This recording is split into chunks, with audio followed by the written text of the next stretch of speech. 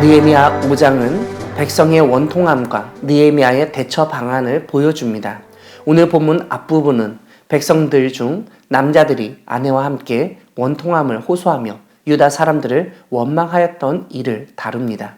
그들의 원통함과 원망함의 이유는 다양했습니다. 2절에서는 식구가 많아서 양식을 얻어먹고 살아야 했기 때문이라고 언급하고 3절에서는 밭과 포도원, 집이라도 저당 잡히고 흉년에 곡식을 얻으려 했기 때문이라고 알려줍니다. 4절에서는 밭과 포도원으로 빚내서 세금까지 냈다고 설명합니다. 5절은 그들이 유다 사람들을 원망했던 근본적인 이유를 제시하는데 자신들의 몸이 귀족들의 몸과 같고 자녀도 그들의 자녀와 똑같은 이스라엘 사람인데 종으로 팔리게 되었기 때문입니다. 이와 함께 밭과 포도원도 남의 것이 되었기 때문입니다. 오늘 본문 뒷부분은 느헤미야의 대처 모습을 보여줍니다. 백성들의 호소를 듣고 느헤미야는 크게 화가 났습니다. 하지만 느헤미야는 그대로 바로 반응하지 않았습니다. 7절을 보면 깊이 생각했다고 알려줍니다. 그 후에 느헤미야는 귀족들과 민장들에게 너희가 각기 형제에게 높은 이자를 취하였다고 꾸짖었습니다. 이들은 권력과 자산을 가진 사람들이었는데 같은 동포를 상대로 고리대금업을 하고 있었던 것입니다. 8절에서 느헤미야는 그들에게 이르기를 우리는 이방인의 손에 팔린 우리 형제 유다 사람들을 우리의 힘을 다하여 도로 찾았거늘 너희는 너희 형제를 팔고자 하느냐 더구나 우리의 손에 팔리게 하겠느냐고 질책하며 그들의 소행이 좋지 못하다고 지적합니다. 또한 하나님을 경외한다면 그런 일을 할 수 있냐고 따집니다. 결국 느헤미야는 가난과 빚의 문제를 해결하기 위한 방안을 제시합니다. 느헤미야와 형제와 종들도 돈과 양식을 백성에게 꾸어 주었지만 이자 받기를 멈췄다고 언급하며 너희도 이자 받는 것을 멈추라고 말했습니다. 11절을 보면 백성의 밭과 포도원과 감람원과 집, 꾸어준 돈이나 양식이나 새 포도주나 기름의 100분의 1을 돌려보내라는 구체적인 양과 방법까지 알려줍니다. 12절을 보면 귀족들과 민장들은 우리가 당신의 말씀대로 행하여 돌려보내고 그들에게 아무것도 요구하지 아니하겠습니다 라고 말하며 느헤미야의 해결책을 따르기로 하였습니다. 사랑하는 광야교회 성도 여러분, 하나님은 공동체 안에서 가난하거나 빚이 많은 사람을 도우라고 말씀하시는 분이십니다.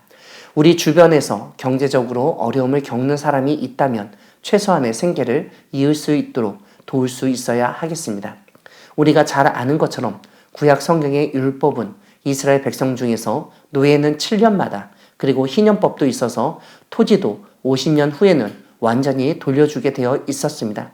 이렇게 함으로써 이스라엘 안에서 경제적 약자들이 다시 살아갈 터전과 기회를 마련해 주었던 것입니다. 그런데 느헤미야 시대의 사람들의 행동은 그러한 율법을 완전히 다 무시하는 것이었습니다. 무엇보다 하나님에 대한 두려움 없이 이익만 추구하기 위해 채무, 채권, 관계법만 앞세우는 행동이었습니다. 이런 가운데 느헤미야와 함께했던 사람들은 자신들의 이득을 포기함으로써 이 일을 해냈습니다. 느헤미야와 함께했던 사람들처럼 우리 역시 우리의 이익을 포기함으로써 가난으로 어려움을 겪고 있는 사람들을 살리고 우리 시대의 빚, 부채, 대출의 문제를 해결할 수 있는 지혜로운 방안을 제시하고 실천할 수 있기를 바랍니다.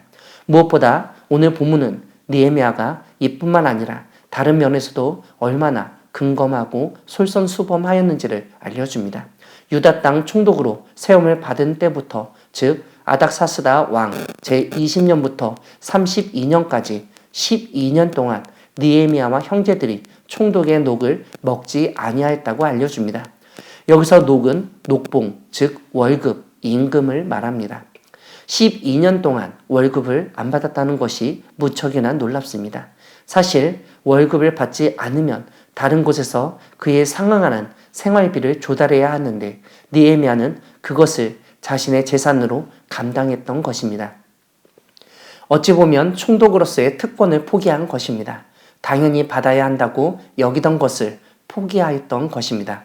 이것이 세상 권력자들과 하나님을 경외하는 권력자의 차이점입니다. 세상 권력자들은 자신이 가지고 있는 정보와 힘을 이용하여 사람들을 착취하고 여러 가지 방법을 동원하여 부와 재물을 쌓습니다. 하지만 하나님의 사람은 이 세상의 물질보다 하나님의 명예와 자신의 명예를 중요하게 여기기 때문에 그런 일을 하지 않습니다. 우리도 우리의 특권을 포기하며 어려운 사람을 섬기며 도우려 할 때 하나님이 우리 안에서 놀라운 일을 일으켜 주실 것입니다. 느헤미야와 같은 믿음으로 경제적 약자의 편의를 돌보면서 하나님 편에 서서 일하는 우리 모두가 되기를 소망합니다. 아멘.